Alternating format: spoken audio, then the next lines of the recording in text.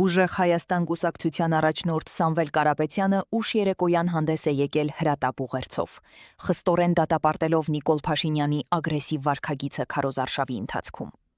Կարապետյանը նշել է, որ Փաշինյանը նախընտրական ծրագրեր ներկայացնելու փոխարեն թիկնապահներով շրջապատված հարձակվում եւ վիրավորում է քաղաքացիներին, այդ թվում անհետ կորած հերոսի քրոջը։ Ըստ ընդդիմադիր գործչի, վարչապետի թեկնածուի նման անհավասարակշիռ վիճակը թուլացնում է երկիրը եւ սպառնում պետական անվտանգությունը հակառակորդների աչքերում։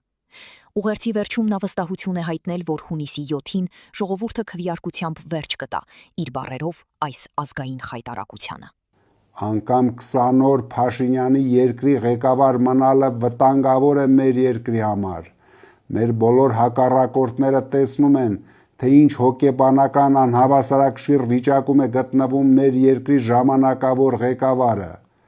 Նրա յուրաքանչյուր օրը վարչապետի պաշտոնում թուլացնում է մեր երկիրը։ Փաշինյանը խայտառակում է ոչ միայն մեր պետությունը, այլև հայ ժողովրդի, հայ տղամարդու կերպարը։ Արդար քվե դիտորդական առաքելությունը նախընտրական քարոզարշավի առաջին շաբաթվա ընթացքում արձանագրել է քարոզարշավի կանոնների 71 հաստատված խախտում։ Առաքելության ղեկավար Սոնյա Համբարձումյանի փոխանցմամբ ահազանգերի զգալի մասը 16 դեպք վերաբերում է վարչական ու պետական ռեսուրսների չարաշահմանը, իսկ մյուսները ատելության խոսքին ու անչափահասների ներգրավմանը։ Դիտորդները շեշտել են, որ իրավախախտումների գերակշիռ մասը վերաբերում է իշխող քաղաքացիական պայմանագիր կուսակցությանը։